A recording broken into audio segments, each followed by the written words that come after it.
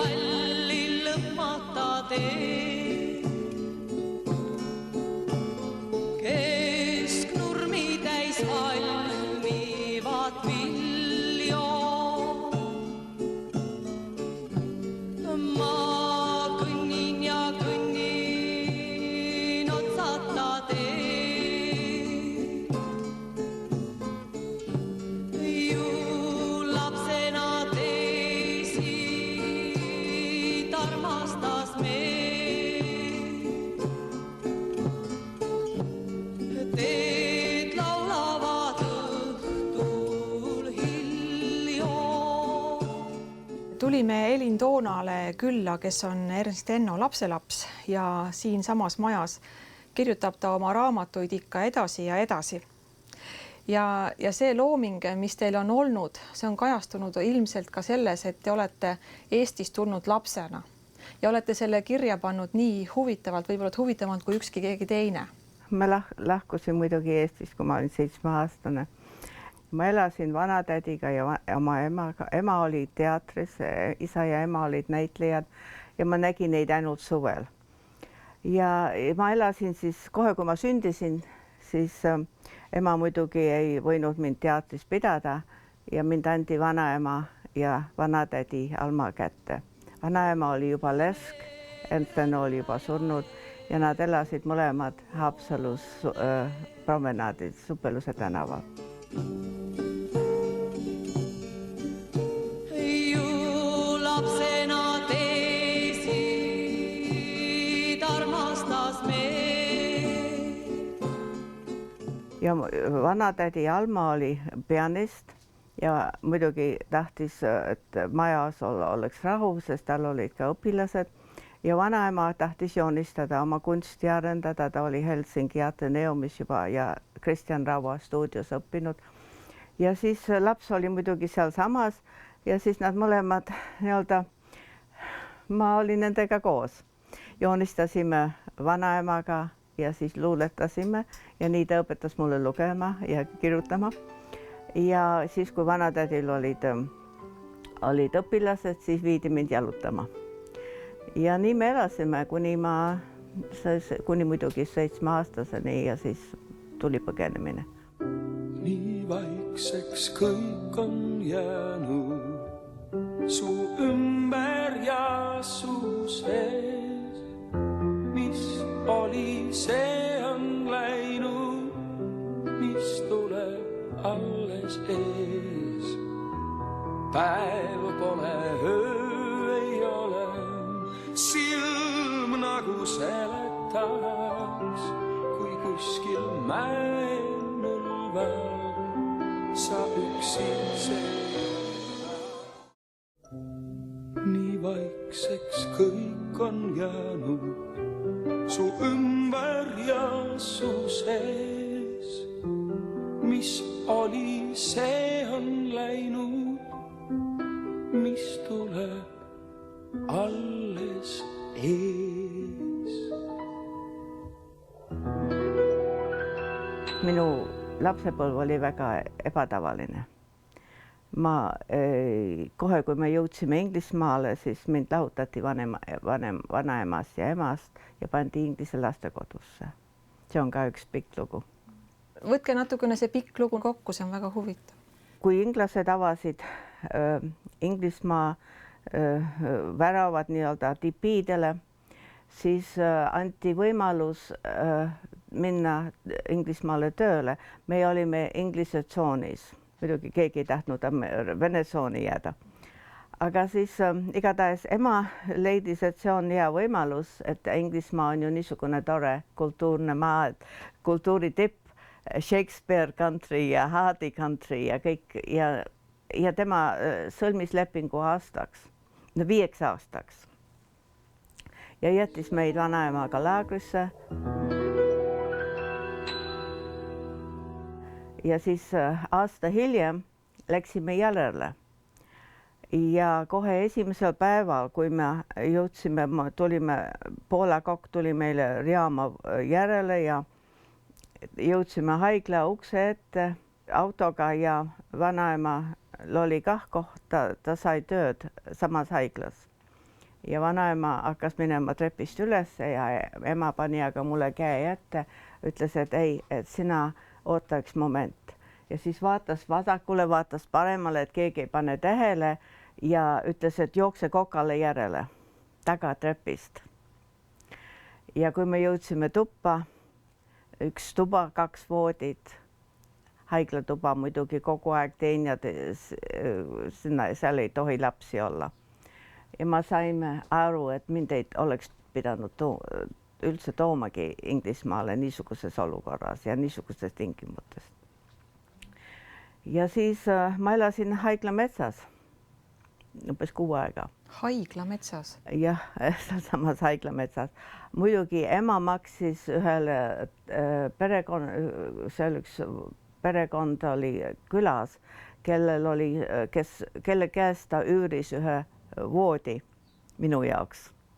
Voodi oli ka nagu koridoris, aga igatahes mulle oli voodi antud ja ma võisin kell 6 õhtul siis koju nii-öelda sinna minna ja koputan akna peale, vaatan, et nad, vanaema ütles ära mine sisse, kui nad veel söövad, sest siis nad mõtlevad, nad peavad sulle süüa andma. Oota, kuni nad on ära söönud, siis võid minna.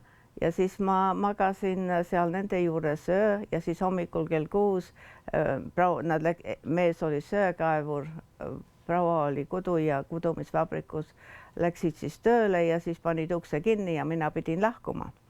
Ja ma muidugi läksin siis tagasi metsa ja siis lõuna ajal siis vanaema tuli mulle, muidugi ta tõi kantiinist mulle süüa. Üksinda olite siis seal? Ja. Ja siis mul oli seal, ma leidsin ühe suure veepaagi, mis oli minu kodu, minu maja. Mulle meeldis see maja ja mul oli seal vanad kaltsud olid akna ees ja ma tundsin ennast väga uhkelt üksinda ja elasin nüüd Inglismaal ja kirjutasin muidugi pikki kirju oma sõbrannale laagris, mis kunagi kohale ei jõudnud, aga need on need kirjad, mis on minu raamatus. Kui vana te olite? 10-aastane. 10-aastane. Ja siis vanaema tõi mulle toitu ja siis kitlitaskud olid täis ja istusime siis kuskile kännu otsa või kui sadas, siis oli tal vihmavari ka üle ja kuu aja pärast leiti mind ja siis pandi lastekodusse. Kuidas see situatsioon välja nägi, kuidas see 10-aastasele lapsele see selline pilt mällu jääb? Minul on imelik mälu, et mul on isegi ma mäletan, kui ma olin lapsevankris. Need on kõik piltlik mälu. Mul on väga tugev niisugune piltlik mälu, kui keegi mulle midagi seletab, siis ma unustan kohe. Aga ma pildistan kuidagi oma ajus, pildistan olukordi ja kohti ja mulle väga meeldis metsas. Vaba. Laagris olin ka vaba, muidugi jooksin ja väga vallatu olin.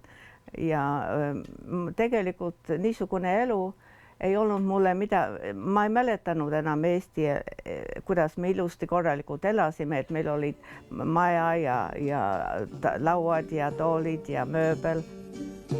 Ju lapsena teesid armastas meid.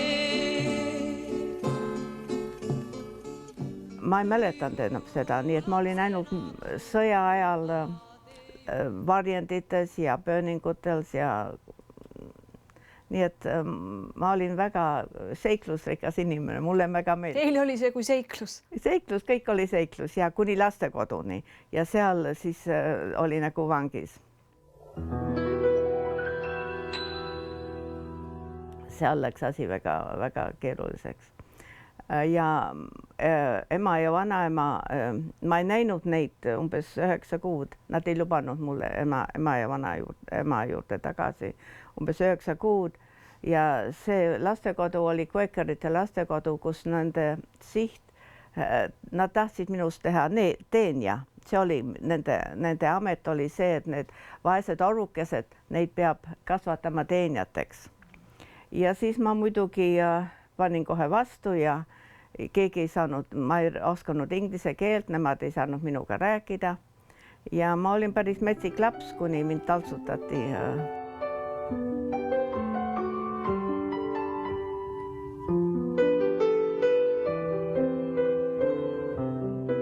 kuidas elu edasi läks siis laste peale lastekodu? jah, siis pärast ma olin 5 aastat, 4 aastat lastekodus, väga ränga kasvatuse all. Aga ma õppisin head inglise keelt. Ema kutsuti ükskord täitsa kohe tõsiselt.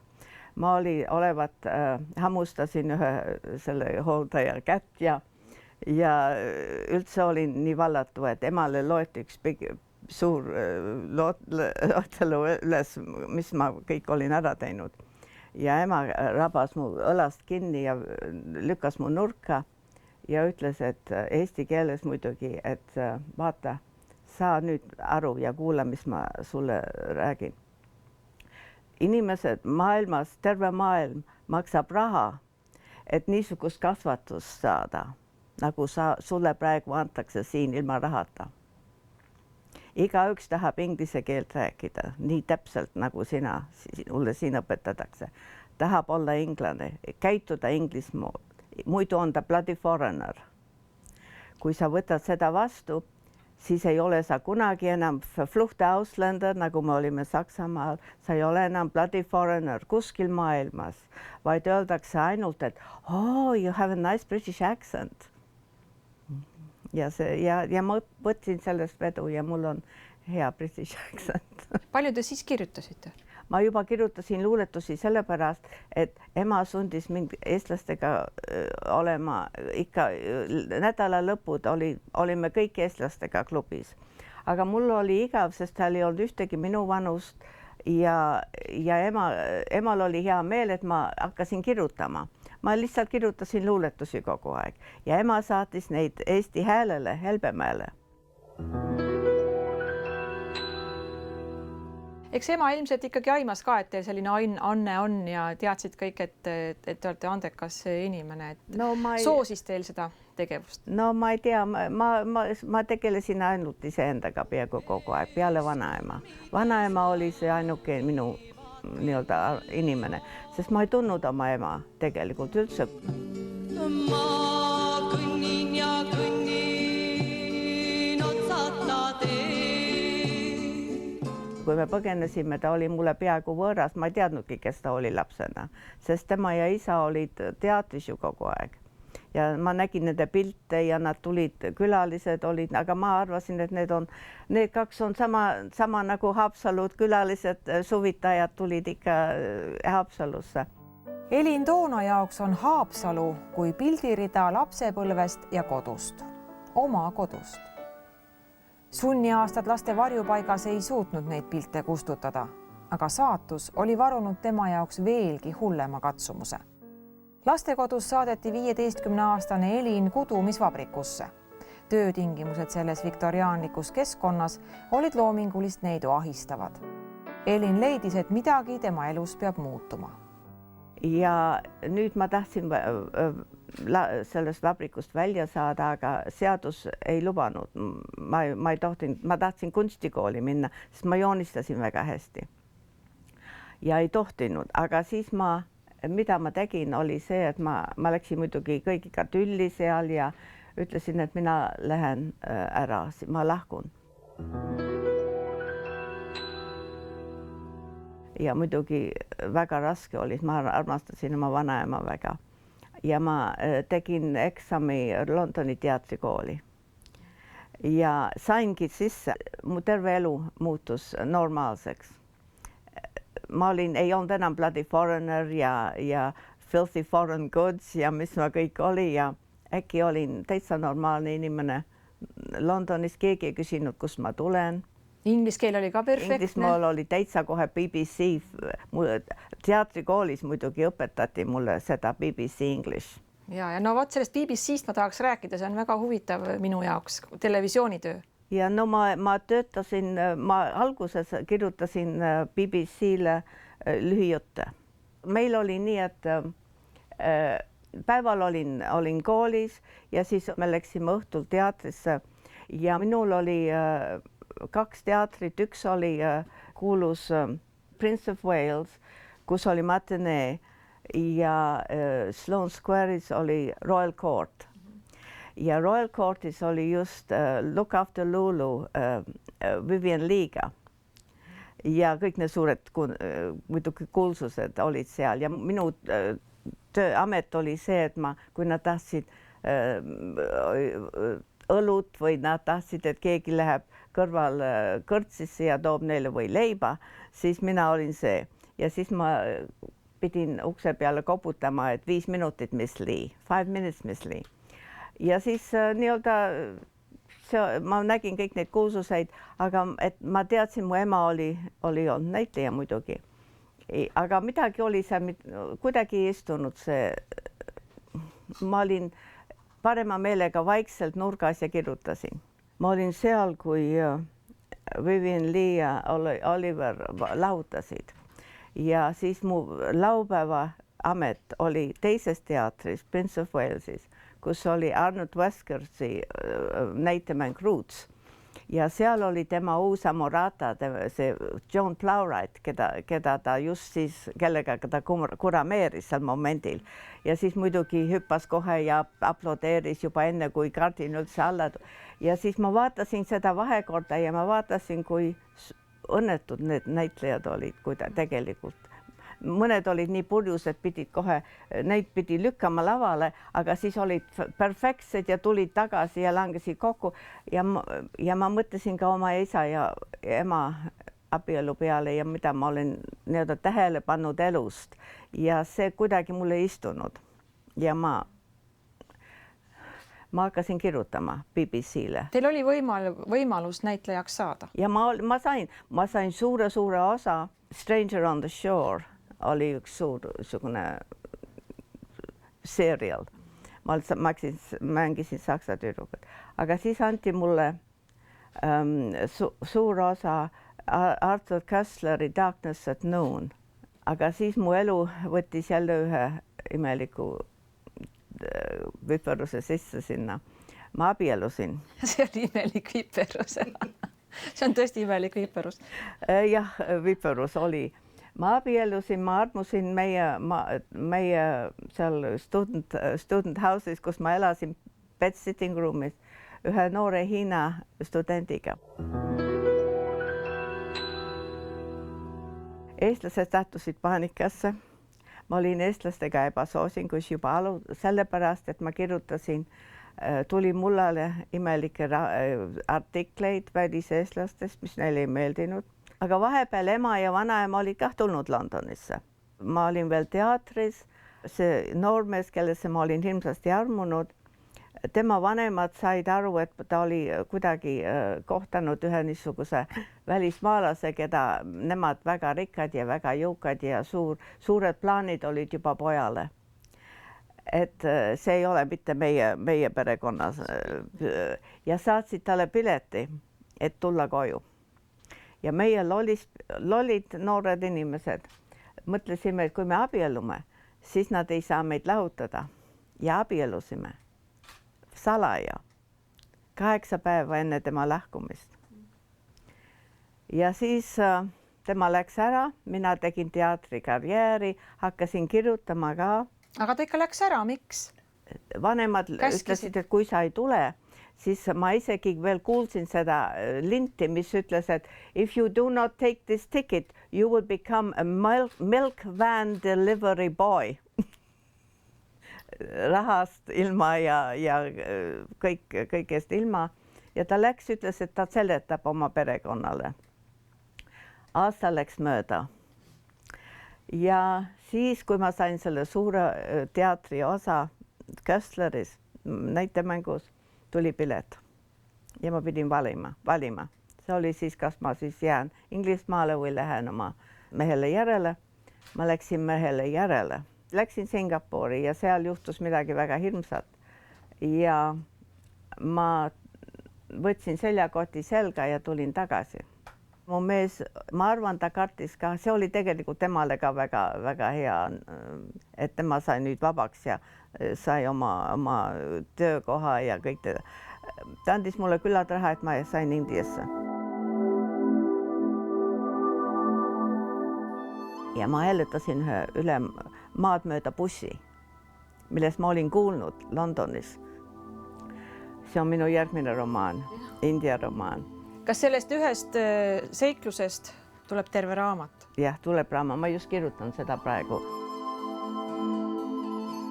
Agra, seal on Taj Mahal. Looked for you that evening by the Taj Mahal. There was a full moon, remember? Found you talking to Sean. I think he's falling in love with you. Ja mul on muidugi pildid ka, kuidas ma Indias olin ja igal pool, kõik need pildid on mul olemas, mul oli kaamera kaasas. Ja ma pildistasin kogu aeg terve tee Indiast läbi India, kui ma tulin, ma hääletasin. Ja ma sain ühe bussi peale, üks buss, austraallaste buss võttis mu peale. Ja nii ma tulin Inglismaale, no poole tee peale ütleme, et ma buss läks, lagunes tee peale ära ja ma tulin üksi edasi. Aga nii ma kohtasin seda Gottschalki, mis minu teine nimi on. Tema oli ühe Ameerika bussi peal, mis sõitis meiega paralleelselt ja tuli kaasa ja nii ma kohtasin ja see on jälle üks teine lugu. Me ei vahetanud nimesi ja saatus tõi meid Londonis kokku juhus. Täitsa jälle üks niisugune asi, mida kokku sattumus. Need on need saatuslikud asjad, mida tõesti ei oska seletada. Elin Toona elus on palju saatuslikke kokkulangevusi, juhuste ahelaid ja uskumatuid seiklusi. Reisil olles terveneb ta seletamatul kombel raskest haigusest. Salapäraselt ilmutab talle endast tulevane abikaasa ja ta pääseb uppuvalt laevalt ja veeõnnetuses Singapuris. Teda ei ole tabanud pommid Berliinis ega röövlid Indias. Need ja mitmed teised elujuhtumid on saanud kunstilise käsitluse Elin Toona paljudes romaanides, nii eesti kui ka inglise keeles. Raamatus Rõõm teeb taeva taga tuld räägib ta oma vanaisast, armastatud Eesti luuletajast Ernst Ennost.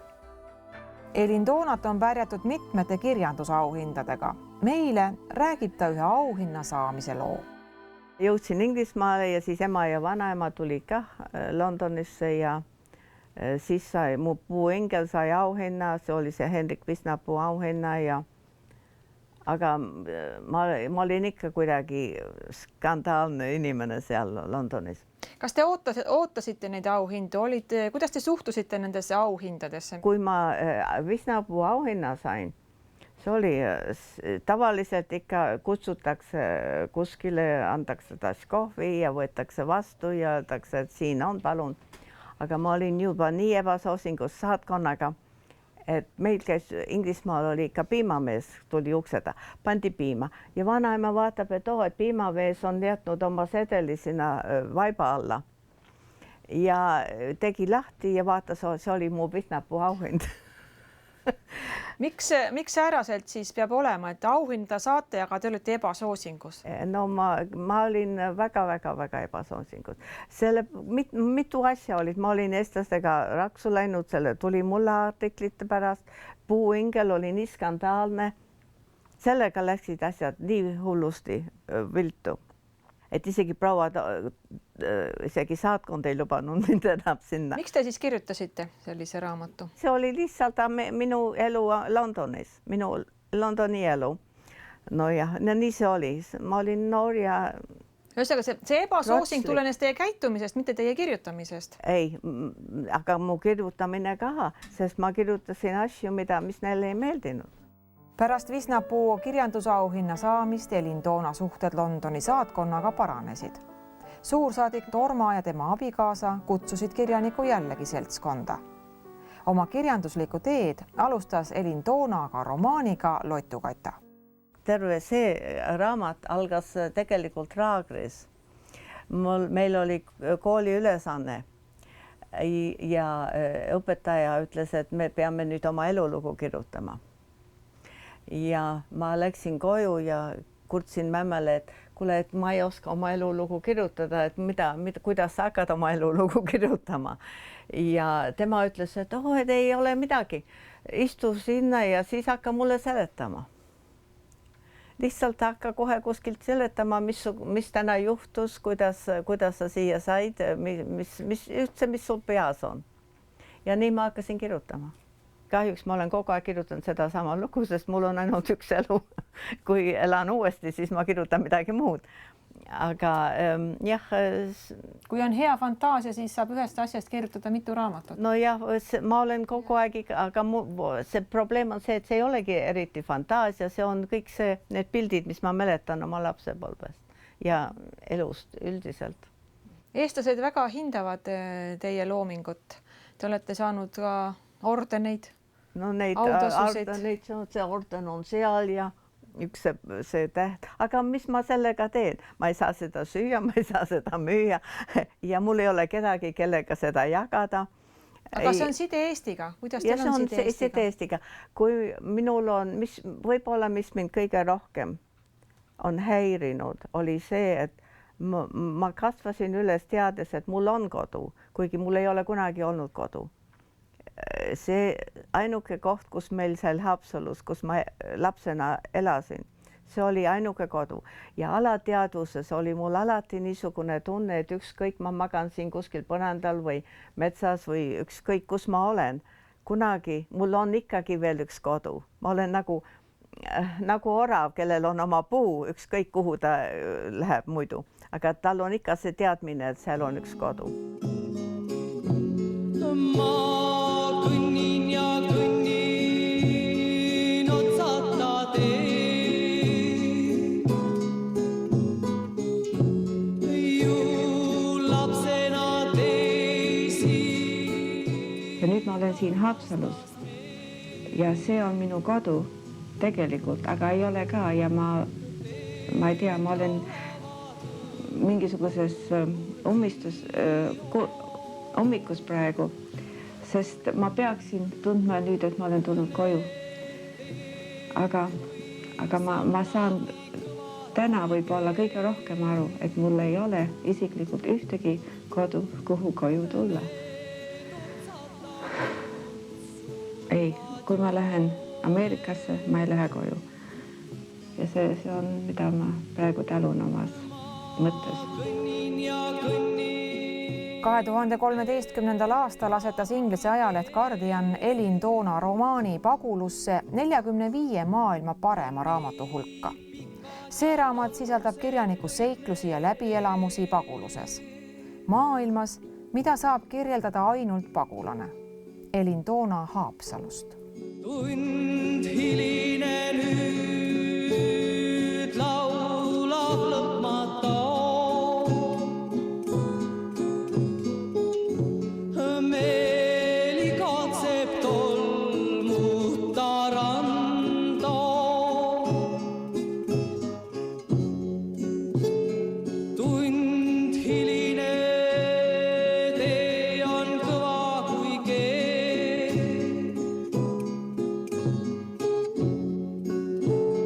Mind hoiab kui mõrs jaoks enesele. Ei siiski saab äärale kanda.